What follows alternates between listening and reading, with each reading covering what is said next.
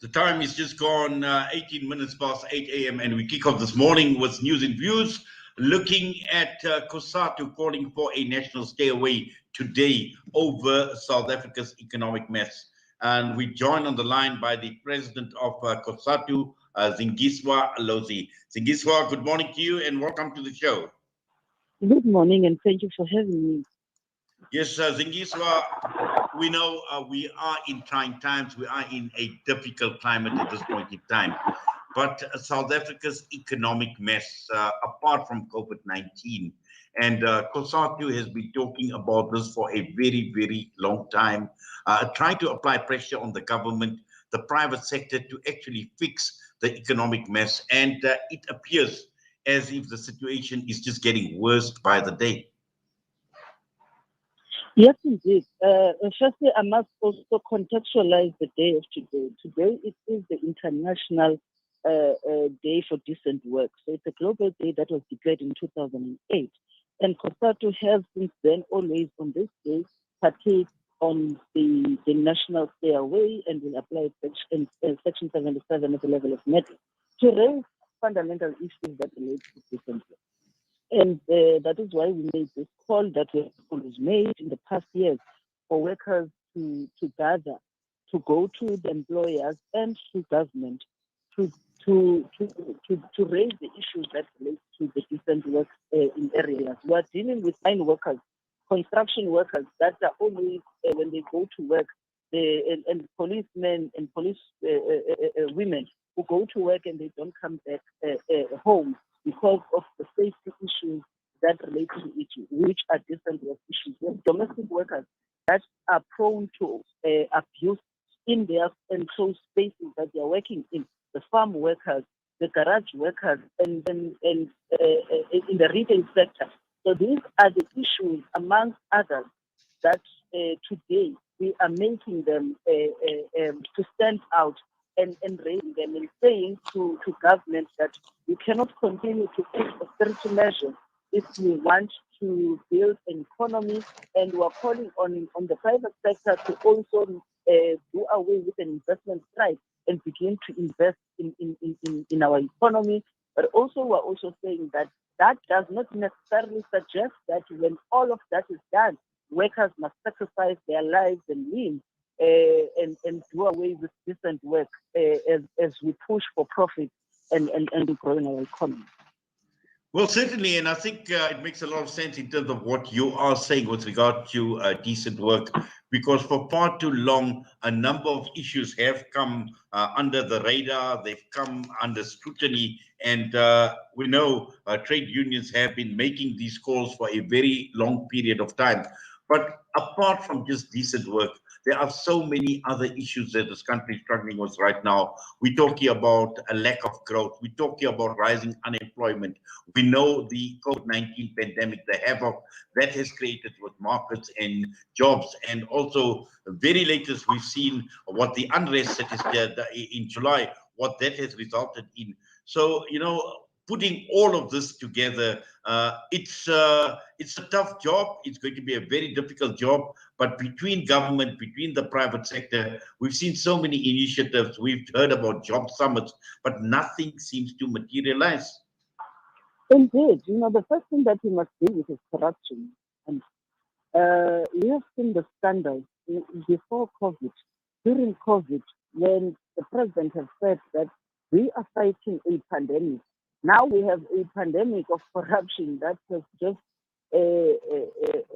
found a place to breathe during this time. When people are losing their lives, when we have people that have nothing, who rely on government to provide them with safe working conditions during this time, your healthcare workers, you have people that are in authority who are found to be wanting on allegations of corruption.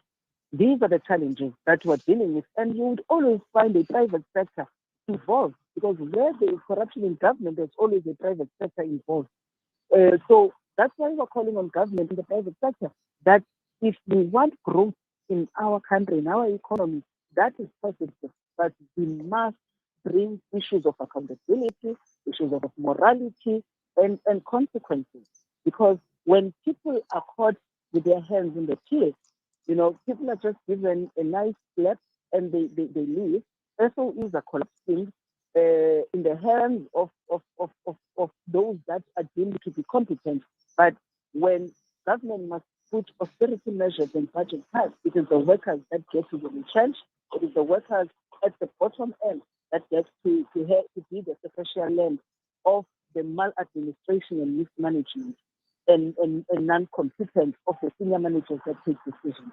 So part of today is to call on government and the private sector to really work with us in ensuring that we grow our economy, but also we protect the jobs but one different work to be at the center of.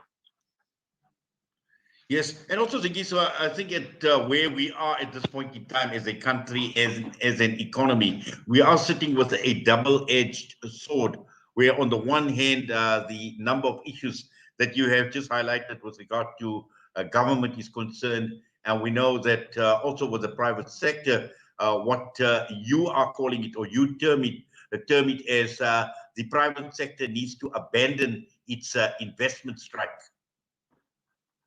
Sorry, I didn't get that. My apologies. I said we've got a double-edged sword at the moment, where on the one hand we're dealing with a very corrupt government, but on the other side we've got the private sector, and you have called them to abandon what you call an investment strike. Yes, indeed. It is a double-edged sword, but also, as I'm saying, that where you find a corrupt government, there's always a private sector involved. And for an example, we have argued and advanced for the private sector in a number of forums in the past years, where we said that the private sector, those that are able to create employment for young people and absorb them in their companies, they must get tax rebates.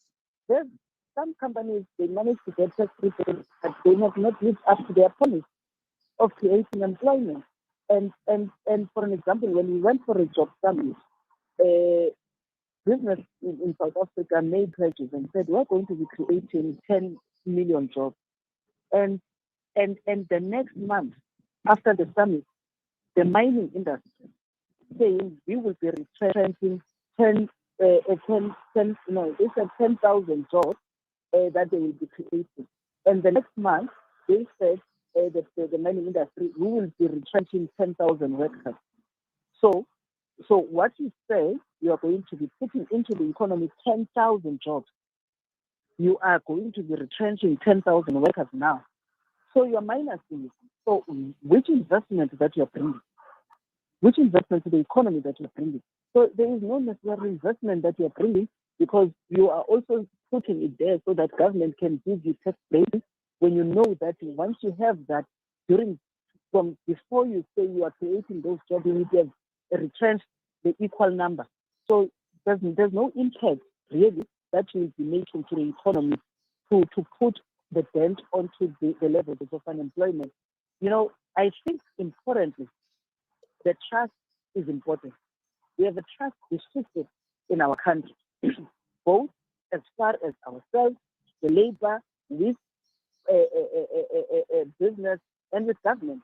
You know, when we are saying let us negotiate honestly and openly, and you expect people to lay the cards on the table, other people are holding their aces in their sleeves.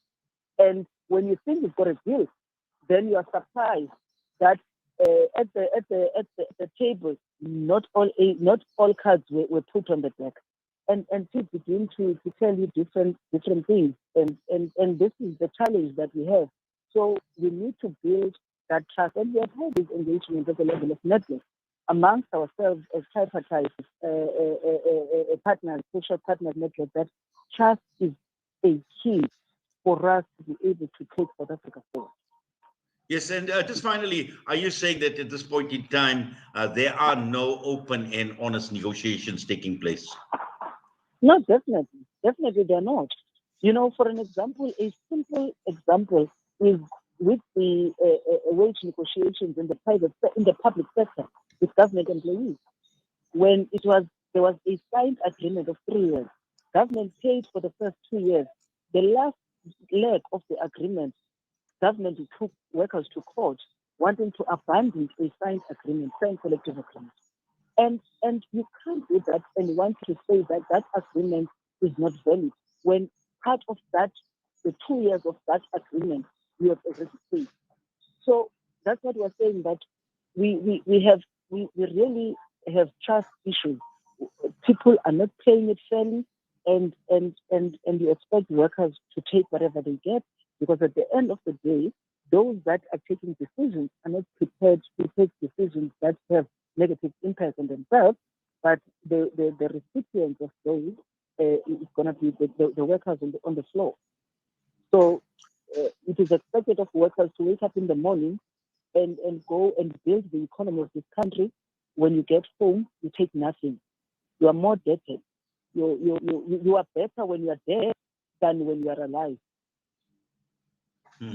Well, certainly it sounds very serious from what you've just described, Zingiswa. But for now, we're going to have to leave it at that. But thank you for taking time Thank you, out Jeff. and talking to us this morning on Salam Media. We wish you all the best. Please take care. Thank you. Zingiswa Losi, president of Cosatu, was us this morning, with Cosatu calling for the national stay away today over South Africa's economic mess, and also coinciding with the Global Day for Decent Work. The time is just gone 8:30. We come back, we'll be joined by Rasul Sneeman.